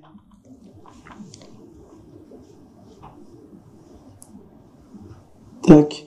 Voilà, c'est pas évident avec toute cette pression préparation haute. Voilà. Je suis surveillé à ma gauche, surveillé à ma droite, je suis par là au fond. Sinon, je dors pas ce soir, je dors dans la rue. Donc. Je plaisante. Donc là, on a un premier effet qui est encore un petit peu épais par rapport à ce que j'avais fait ici. Mais vous voyez un petit peu l'idée. Et si c'est trop prononcé, on peut toujours venir estomper en dessous comme ça. Je vais essayer de montrer le deuxième. Là, c'est embêtant, on est un peu bloqué par les réservoirs.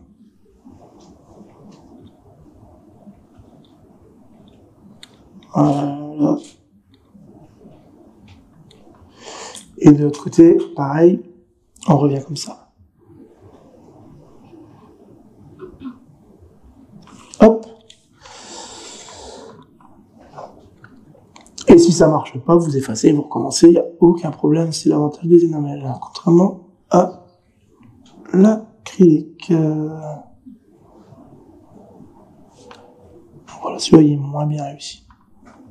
Mais bon, vous avez un petit peu compris le concept? C'est pas compliqué. Hein. Donc voilà. Ce que je peux faire, c'est vous montrer comment je fais tout ce qui est terre et boue à cette échelle. Parce que c'est vrai que dans le commerce, maintenant, on a beaucoup de produits prêts à l'emploi pour faire ces effets-là, sauf qu'ils sont plus adaptés à OA35, je trouve. À 72, c'est difficile de les appliquer. Et j'ai trouvé une petite technique qui m'a bien plu, je vais vous la partager.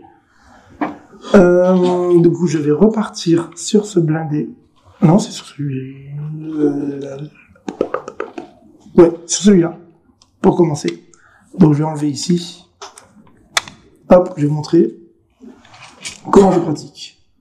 On va faire ça pour éviter les ombres. Peut-être de... Attends. On voit. Là, ça va? Ok. Donc, pour faire un effet d'amas de terre, je vais vous montrer le résultat comme ça pour que ce soit plus parlant. J'ai fait ça.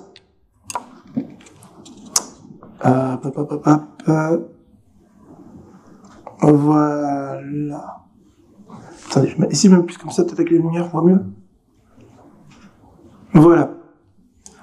Donc ça a utilisé en cet effet d'accumulation de terre, ça a été en partie fait avec de l'acrylique. Et ça, c'est assez surprenant parce qu'avant, je travaillais toujours avec l'énamel et j'ai essayé de l'acrylique et franchement, le résultat était vraiment top. Et je vais vous montrer comment j'ai fait ça. On l'a aussi ici. Hop. Je sais pas si vous voyez un petit peu les amas qui sont fermés.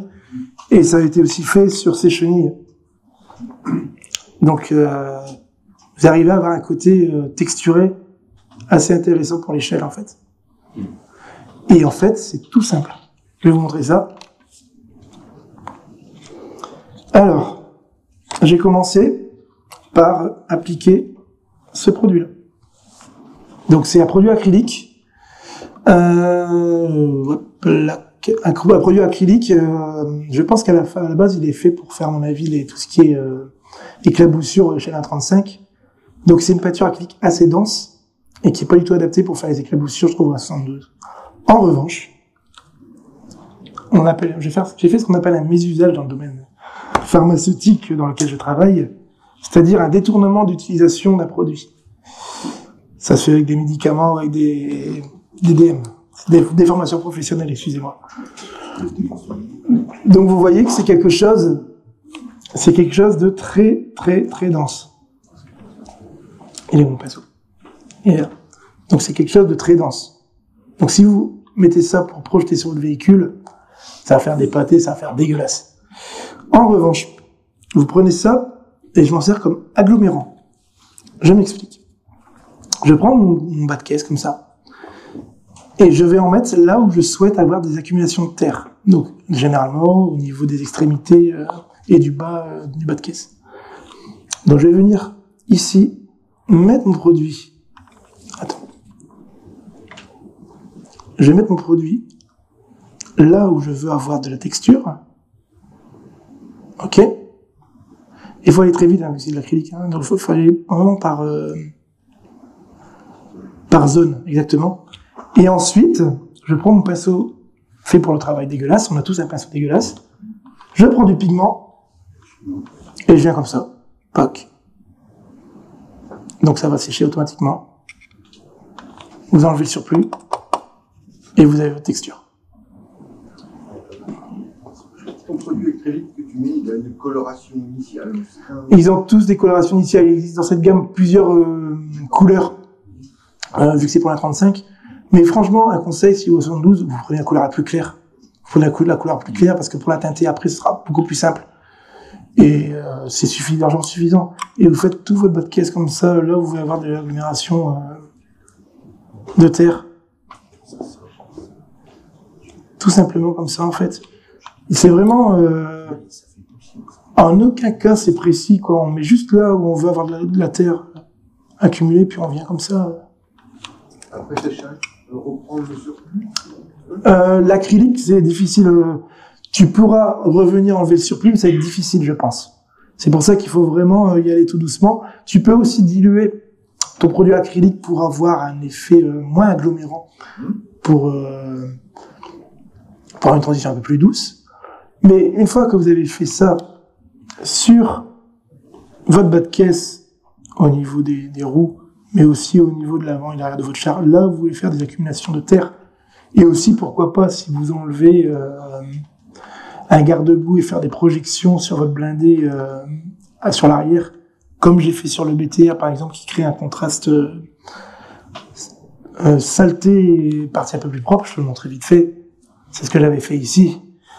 L'arrière est très sale, contrairement à l'avant, parce que c'est une logique de projection de boue qui crée aussi ce contraste sale et un peu plus propre. Et ça, en plus des éclaircies, des ombres, des éravures, tout ça, c'est toujours de chercher le contraste, en fait. Donc voilà, ça c'était pour le petit exemple. Donc vous faites votre bas de caisse comme ça, et une fois que vous avez fini de faire votre accumulation, vous allez prendre, donc vous laissez sécher tranquillement, donc c'est l'acrylique, ça va relativement vite, et vous allez venir avec une couleur, j'aime bien utiliser une peinture laquée pour ça, donc je prends la couleur bœuf généralement, et à l'aérographe, vous venez faire votre transition entre vos dépôts et le reste de votre bas de caisse. Donc c'est comme ça que vous créez, votre dégradé matière solide et poussière beaucoup plus légère. Et vous pouvez même commencer à faire des petites traînées, des ébauches de traînées comme ça de salissure. Et vous voyez que vous teintez un petit peu votre couleur de base, parce qu'à la base, vous voyez qu'elle était plus... Il est où ? C'était plus foncé. Donc là, je l'ai éclairci pour partir sur de la boue très sèche, de la poussière, qui sera mon premier effet de terre. Contrairement, je vais mettre comme ça, hop, magnifique. Ce sera mon premier effet, ma première couche de terre. Et ensuite, on va venir la nuancer. Et là, je reviens aux énamels. Parce que ça va être un petit peu plus travaillé, un peu plus sous contrôle. Donc, je vais avoir un peu plus besoin de temps pour fondre tout ça. Et j'avais utilisé le Redmark. Non, pas le Redmark. Le Redmark, ouais, c'est vrai que ça, si vous voulez rajouter des coulées, vous pouvez le faire avec un produit qui s'approche de votre teinte d'acrylique que vous utilisez à l'aérographe. Donc, je crois que je l'avais fait un petit peu aussi avec celle-ci. Mais je vais vous montrer comment je fais avec les autres teintes, comme ça vous gagnez un peu de temps. Donc je prends une teinte claire pour faire la boue qui a commencé à sécher. Donc, c'est de l'énamel. On mélange bien. Je vais peut-être montrer ici, si on va décider. Excusez-moi. Hop là. On fera ça plus tard. Voilà. Donc l'énamel. Là, on va commencer à réduire la zone de travail pour garder un contraste avec la poussière que j'ai fait au préalable. Du coup, je vais prendre quand même un petit pinceau de précision. Et là, je vais continuer à travailler dans le frais. Le garde-boue, il nous embête pas mal quand même. Donc, je vais venir commencer à peindre. Peut-être le faire plutôt ici, on verra peut-être mieux. À venir peindre, c'est peut-être mieux ici, ouais. À venir teinter les dépôts que j'ai fait au préalable. Comme ça, tranquillement. On a le temps. Ça met du temps à sécher, mais pas trop non plus. Donc voilà. Donc on vient faire l'accumulation comme ça, un petit peu à droite à gauche. Là où vous voulez mettre un peu plus de contraste dans votre... Donc, un effet de trop de brillance, des fois, donc ça va venir après pour la boue fraîche. Ah, d'accord. Ça va venir après pour la boue fraîche, ça. Non, mais ça... Là, ça va s'atténuer après, hein, ça va devenir très mat. Et là, je vais reprendre mon pinceau et je vais venir tout doucement tapoter l'extrémité de l'endroit où j'ai déposé mon énamel pour fondre. Tout doucement, ça va se fondre avec l'acrylique. et les pigments que j'ai mis au préalable. Il faut créer une transition assez douce entre la poussière et l'accumulation de boue, en fait. Et une fois que vous avez fait votre bas de caisse comme ça, vous pouvez aussi commencer à retravailler des traînées. Donc pour ça, on va par exemple venir à...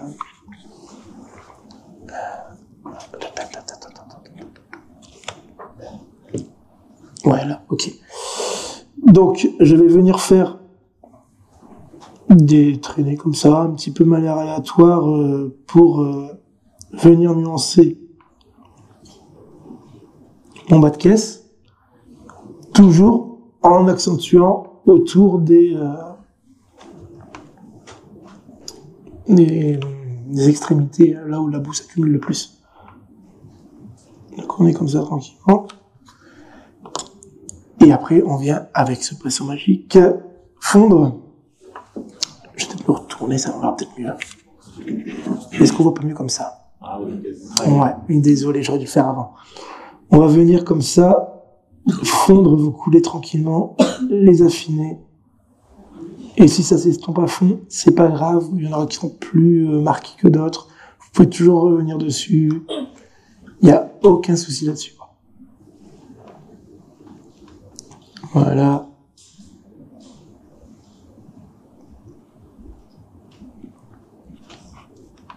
On peut même des fois diviser la coulée qu'on avait fait en deux traînées sans problème. Bon, là, il y en a une qui est fortement effacée.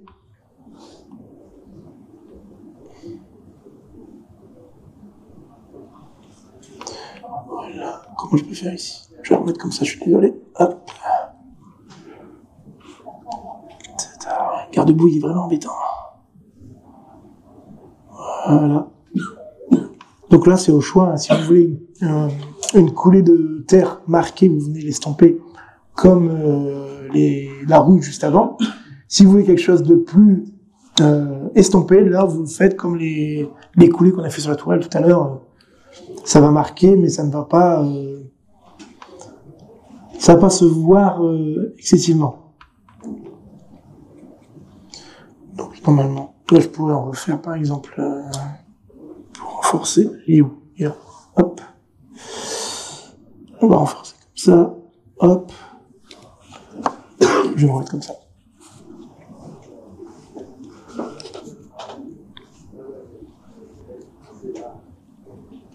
Tac.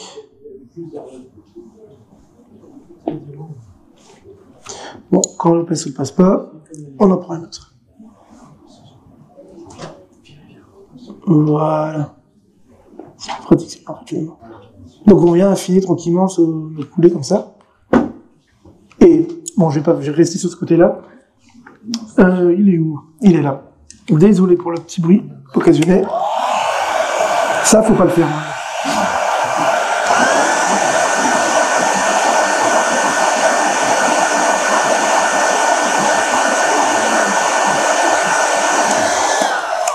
Ça, faut pas le faire. Pourquoi? Parce que des fois, la chaleur par une réaction avec un produit que vous avez utilisé, ou alors peut décoller des pièces qui étaient collées, à éviter au maximum. Mais là, c'est pour le timing.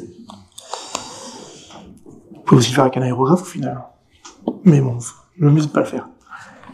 Et ensuite, donc pour obtenir après la boue ici. Ah, j'ai oublié de faire un truc important. Parce que c'est bien beau d'avoir des coulées, mais on peut aussi faire des projections. Et les projections d'une teinte à l'autre, pareil. Je ne sais pas pourquoi.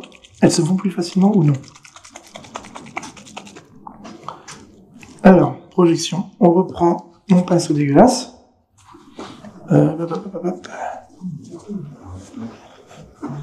Il est où le truc?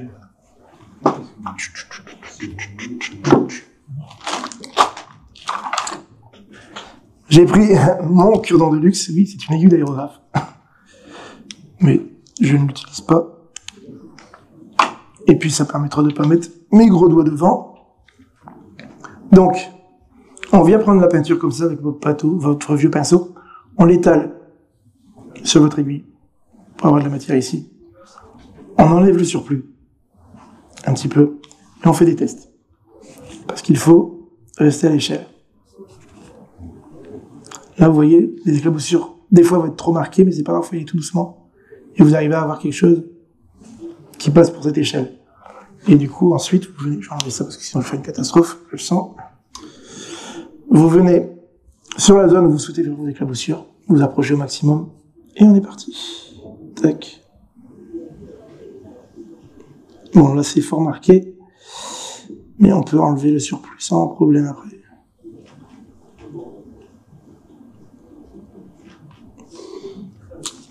Au final, c'est des techniques qui sont ici beaucoup utilisées au A35, mais qui peuvent être réadaptées au A72 sans problème.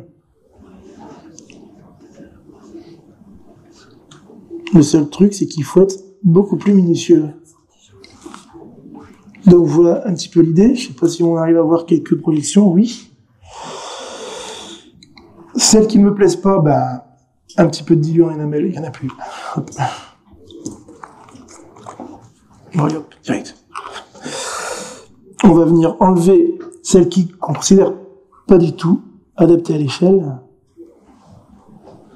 Juste les estomper, des fois ça fait créer... soit on les enlève, ou soit on les estompe pour créer des nuances supplémentaires de terre. Voilà.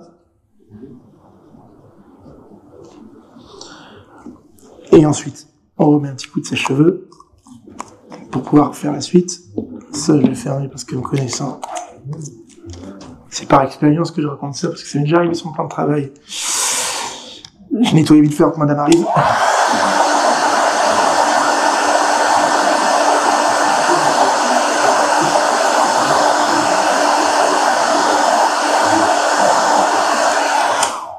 Voilà. Et ensuite, on revient faire le même principe avec une teinte plus foncée et plus brillante. Le Fresh Mud. Donc, boue fraîche, hein, comme son nom l'indique. Et on vient refaire la même chose, mais en diminuant la zone de travail. Donc, en se rapprochant aussi des roues et tout ça, pour essayer d'avoir quand même si votre nuancier de base, vos contrastes que vous créez ne sont pas réalistes à la base, on essaie quand même d'avoir une certaine logique sur le vieillissement, sur la saleté, quoi. Donc on vient ici, par petites zones, travailler au plus près. Tac. Et à chaque fois, on diminue la zone de travail. Tout dépend aussi de ce que vous souhaitez représenter. Si c'est un char qui évolue sur un champ de bataille extrêmement humide, extrêmement boueux, vous pouvez vous lâcher un peu plus sur la boue. Là, j'avais envie vraiment de créer un contraste avec le vert du bas de caisse. Du coup, je suis resté un petit peu plus léger sur les effets.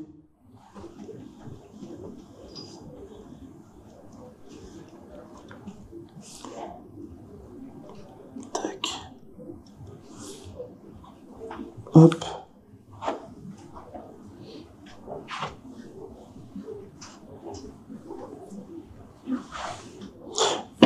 J'aurais pas certainement pas le temps de vous montrer un poussiérage sur le dessus de caisse. Non. Parce que, voilà. Mais je me suis dit que ce petit truc-là était peut-être plus intéressant à montrer.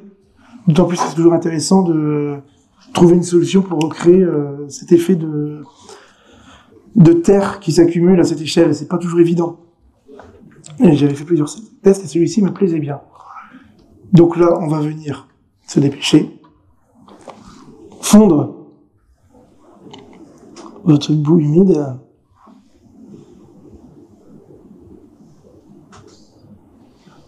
Voilà, vous créez votre petite transition tranquillement d'une teinte à l'autre. Je sais pas si on revient.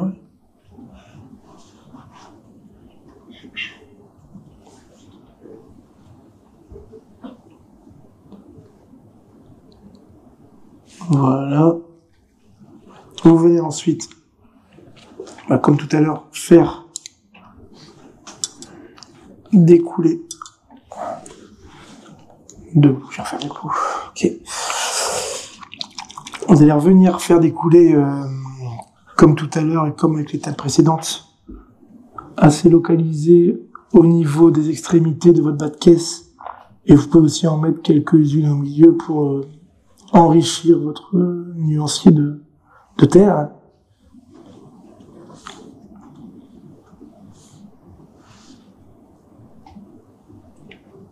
Moi, j'essaie de faire quelque chose d'assez cohérent, mais c'est pas évident parce que généralement le blindé, je l'ai en pleine main et c'est plus facile.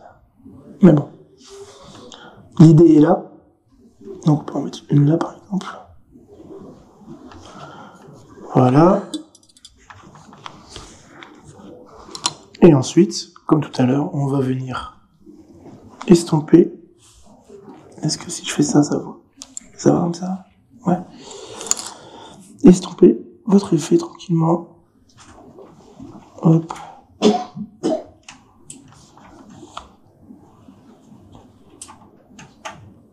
Généralement, je ne fais pas du haut en bas, je fais toujours du bas vers le haut, du haut vers le bas toujours. Là, c'est un petit peu sens contraire à ce que je fais, mais bon, c'est pour essayer de vous montrer le mouvement. Donc voilà, on estompe tout doucement, comme ça, et on vient, là, j'ai complètement cassé. Ça arrive, hein, c'est pas trop gênant. Voilà, hop.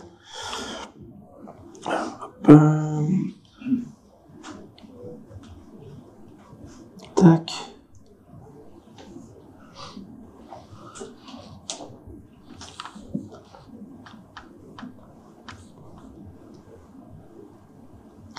Et en revanche, ce produit-là, ce qui est bizarre, c'est qu'il se projette moins facilement que la teinte que j'utilisais tout à l'heure. Peut-être qu'elle est plus épaisse, je sais pas. Je peux vous le montrer sur l'essuie-tout. Vous allez voir que c'est plus difficile d'avoir des projections fines. Je suis obligé de forcer un petit peu plus de mouvement, elle accroche un peu plus. Et si on force, on perd le contrôle et du coup, je vais la diluer. Tout simplement. Hop. Hop.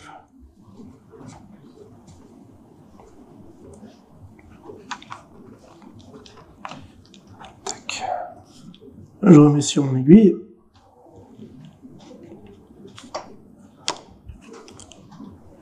Hop là. J'enlève le surplus. Voilà, ça se projette déjà beaucoup plus facilement. Et là, pareil, je reviens au plus près de ma zone de travail.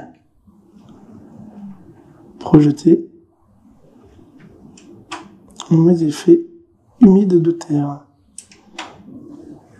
Comme ça. Et vous venez encore une fois enrichir votre zone en marquant plus comme ça sur les extrémités.